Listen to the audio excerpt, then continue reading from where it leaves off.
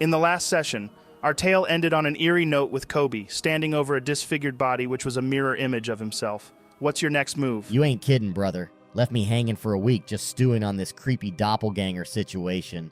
It's like some spooky Halloween shit right here, man. You're absolutely right that it's weird. He must have been trying to clone you or something. That's probably why he abducted you. Man, I can't blame the guy for wanting a little more Kobi in his life, but he straight up went behind my back. No consent or nothing.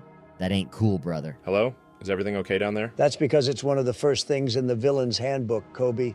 You know, just doing as they please with zero concern for anyone else. That's the God's honest truth right there. Just you wait till I get a hold of that son of a bitch. I'll be showing him what's what. Tronald, can you hear me? Is everything okay down there? Yeah, we're all fine down here, buddy. Just stumbled across something weird. We'll explain it when we get back up. As for you getting your hands on him, Kobi, you don't need to worry about it because he was the old dude that I finished off. I'm not sure why you're trying to mix my kill feelings and weird feelings together, bro. If anything, that's just painting you in a strange light in my eyes now. What? Oh, you really have been reading into this situation wrong. By finish him off, I mean I killed him, Kobi. Oh, that makes sense now. So you didn't fuck a bear? What the fuck? Of course we didn't fuck a bear. Who in their right mind would do something like that? Haha, I don't know, dude. Some weirdo, I guess. Jesus Christ, Kobi, please don't tell me. Hell nah, dude. Well, not like that, anyway. You see, us druids sometimes get a little freaky and start morphing and whatnot. You know how it goes, brother. No, Kobi, I don't know how it goes, and I don't want to know either. Just remind me to never partake in any of your druidic rituals. Nah, dude, it's hardly a ritual. It's more of a pastime. I don't care what it is. It's disgusting. Bad Kobi. Joe, I want to open up the chest and see what's inside. As you reach down and open the chest, it creaks open to reveal its contents. Nestled within, a modest pouch catches your eye alongside an array of what appears to be spell scrolls, each meticulously crafted and seemingly untouched. Alongside these treasures, a dazzling assortment of residuum lies scattered, its unique glow illuminating the interior of the chest. Upon a quick estimation, you reckon there's around 700 golds worth of this material. Whoa, it wasn't locked. I thought it'd have been locked. Well, I'm guessing that the beholder was probably the lock in this instance. Joe, I gather the scrolls, residuum, and the pouch. I also want to have a peek inside of it. As you place the scrolls and residuum into your pack, you open up the pouch to find 80 platinum pieces. Excellent. All right then, Kobi, let's head back up. Right on, man. Joe, I scurry back up the wall to the rest of our group. With a series of swift, calculated movements in your arachnid guise, you effortlessly ascend the pit's wall. In no time at all, you find yourself back on solid ground at the top. Hello? Are you going to answer me? What was inside of the chest, Tronald? Oh, nothing much, Saxy. It's a bit disappointing, really. Stop being such a fucking loot goblin. You do realize whatever you found down there is to share, right? Geez, calm down, dude. I'm pulling your leg. I found some platinum, some residuum, and a decent amount of spell scrolls. Nice work, Tronald. How much platinum did you find? 80 platinum pieces, Raarh. This would have been easier to divvy up when there were just 4 of us. Well, don't worry about that now. We can split it up later. Joe, brother, I want to switch back to good old Kobi mode. This spider gig has me feeling itchy in spots I didn't even know I had, man. It's a whole new level of discomfort I ain't down for. All right, Kobi. As you revert back to your humanoid form, you find yourself once again devoid of any clothing. Well, there they are, back on display. Your family jewels greeting me like a windsock in a breeze. Ah, that's better. You guys want to see something cool? I mean, sure, why not? All right then, here we go. Fucking hell, Kobi. Why are you flailing it around like that? Why in the shit did you tell him you wanted to see something cool? Jesus, Kobi, slow that thing down. You're going to take someone's eye out. Haha, my bad, y'all. You know, sometimes old Kobi here just gets a little too amped up and gotta find a way to let off some steam. Well, for future reference, never let off steam around me again. Guys, can we fucking leave? I'm bored. That's an excellent suggestion, Raarh. But before we do, Kobi, can you close your eyes, cover your ears, and count to 1,000 for me? Sure thing, brother. 1, 2, 3, 4, 5. Quick, everyone, out of the manor. You don't have to tell me twice. That's real jerkish of you, Saxy. Joe, I pat Kobi on the back. 16. Hey, what's up, brother Tronald? Come on, Kobi, we're leaving. Aw, man. But I ain't done counting to 1,000 yet. Guess we're gonna have to put that on hold, huh? Tronald, were you born to rob me of any joy and happiness I might find in this world? What are you talking about? And no, Kobi, Saxy was just testing you, buddy. No, I wasn't. Aw, sweet. Did I pass? No, you didn't. Don't listen to him, Kobi. Yes, you did. You've made us very proud. No, he hasn't. Guys, can we fucking leave? All right, geez, calm down, Raarh. We're leaving. Don't go popping a blood vessel. I'll pop your fucking face if you backchat me like that again. Yeah, I think we better leave. As Raarh's boredom increases, his rage intensifies alongside it tenfold. We make our way out of the manor, Joe. Retracing your steps through the manor, the heavy, cloying air that once filled your lungs gradually starts to lighten, replaced by the crisp freshness of the unspoiled atmosphere. The oppressive weight of the manor seems to lift, the rooms and corridors less stifling. After roughly half an hour of careful navigation through the mansion's winding passageways, you find yourself back in the chamber where you claimed victory over Rick. Oh, dang. Looks like a wild bonfire party went down here. Who's been lighting up the place and forgot to invite Kobi? This is where we killed the guy that captured you. Nice work, guys. Where is he then? Oh, you know, he's there, and here, and over there. Oh, I gotcha, Tron Dog. Huh. What are you hawing at? Nothing, Tron Dog. Wait a second. I've just thought, you and Kobi were down that pit a hell of a long time for just a chest. Was there anything else that you forgot to tell us about? Oh yeah, there was a bunch more Kobis down there. What the fuck do you mean there was a bunch more Kobis down there? Oh man, you ain't gonna believe this. Down there was this fella, barely nibbled on, looking just like yours truly. And then, man oh man, there were more bodies in bad shape, faces all chewed up. But brother, I know my pecs and my buns when I see 'em, and I'm telling you, there was more than one Kobi in that horror show. Well, thank God they were dead then, right? What was that, brother? That was uncalled for, Saxy. Whatever, man. I was just letting off steam. Well, try to think of more constructive ways to do it in the future. Oh, I'm sorry, Tronald. Next time I'll just strip down and start swinging my dick around for no apparent reason. That's a weird thing to say. This adventure has really done a number on you, buddy. You've hit the nail on the head there. Anyway, you said there were multiple of you down there, Kobi. So it seems like you've basically been cloned, and any failures of that cloning process were thrown down the pit. That's kind of sweet, dude. No, it's not kind of sweet. Why would you think that? I've just told you, someone was actively using your body to clone you. Doesn't that bother you? Not really now that I think about it, brother. It's kind of flattering that someone went out of their way to get a little more Kobi in their life. Well, it should. Wait a second. Joe, can I roll an intelligence check to determine what exactly it is I saw in that side chamber connected to Kobi's pod? Sure thing, dude. Roll it.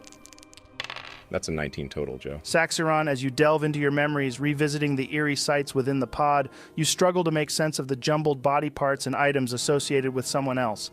It's an unsettling puzzle that resists resolution, until, like a jolt, an epiphany strikes you, rearranging the pieces into a disturbing image. The Kobi standing before you wasn't the subject of some cloning experiment. He is, in fact, the result of one. He is the clone. Well, isn't that just fucking excellent? What's on your mind, Saxy? Oh, nothing, Tronald. It's just your new best buddy is a fucking clone.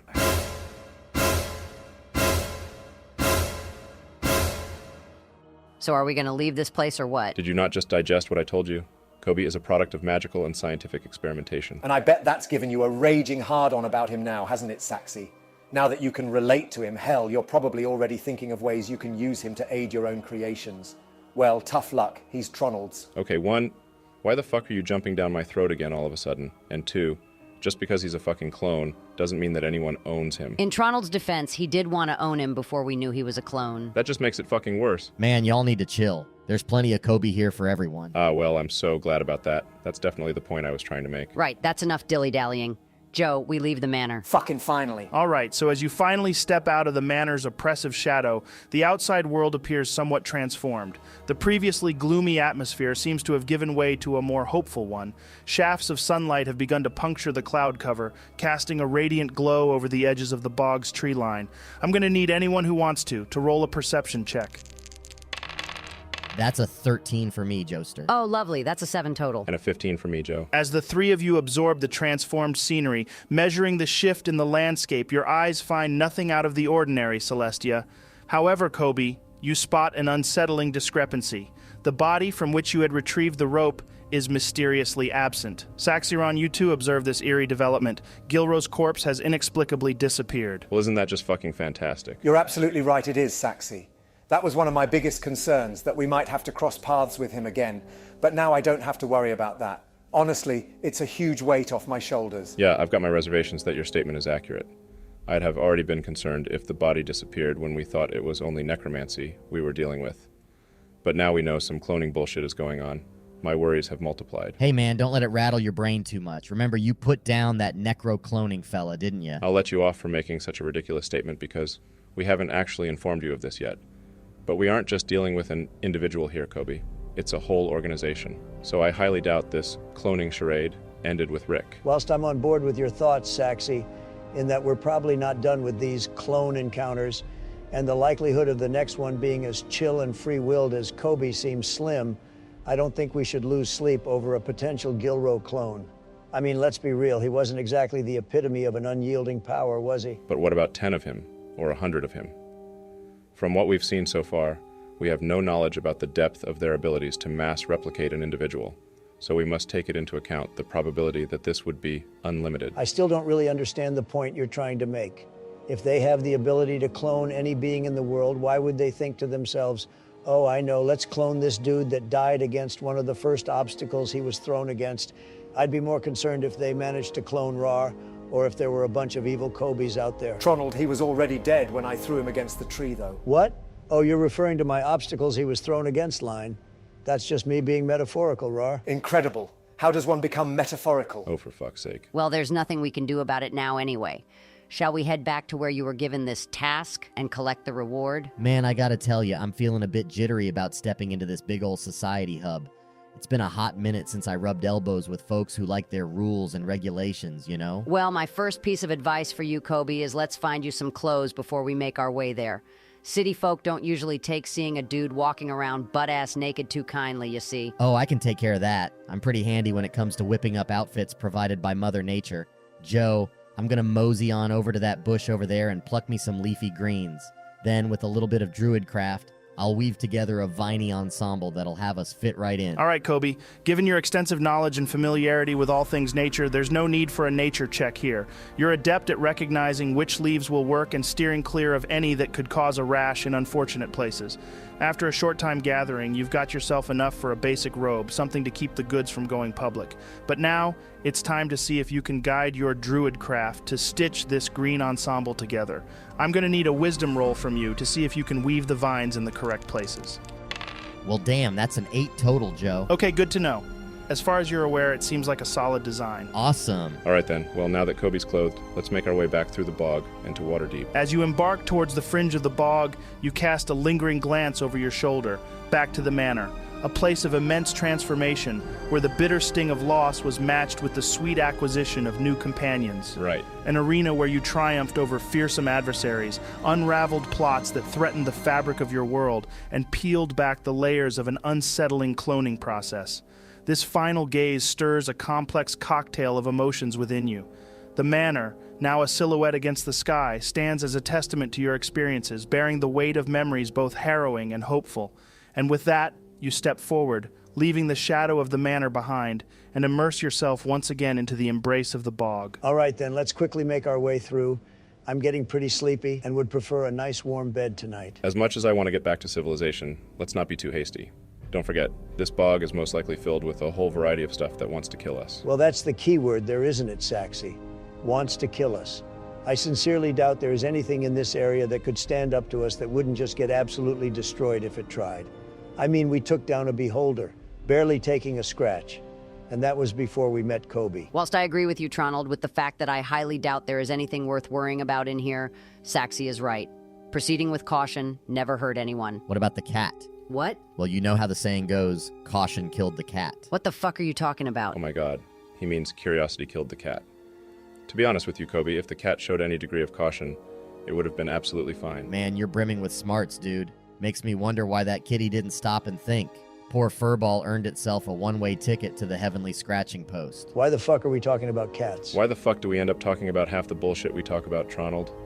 I'm just trying to explain to Kobi how the actual quote went, and explain to you why we should proceed with caution so we don't end up like that cat. All this talk about cats is making me fucking hungry. So I'll give you 2 choices. 1, we get the fuck out of this bog so I can eat a big juicy chicken when we get back to the city.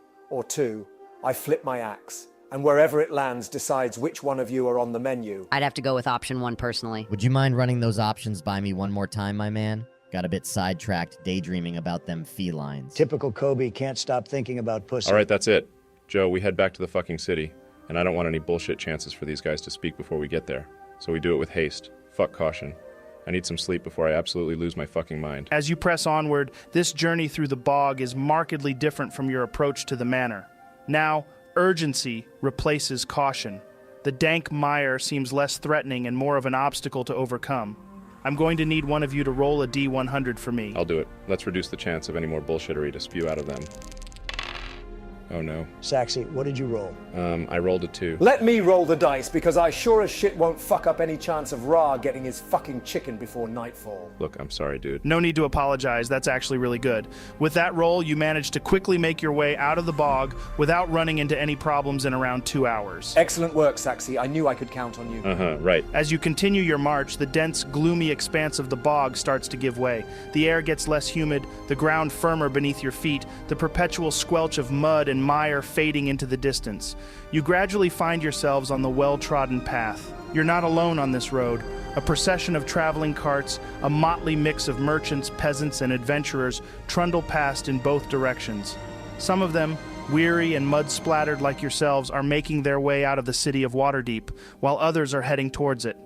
The familiar city begins to reveal itself, an impressive silhouette against the horizon. It grows larger and more detailed as you approach, towering walls and imposing gates. As you reach the city gates, a shout rings out. Halt! A city guard with his armor glinting in the dying sunlight descends from his watchtower. His stern gaze scans over you, his hand hovering near the hilt of his sword. He strides towards you with a menacing look. And that is where we will pick up next session.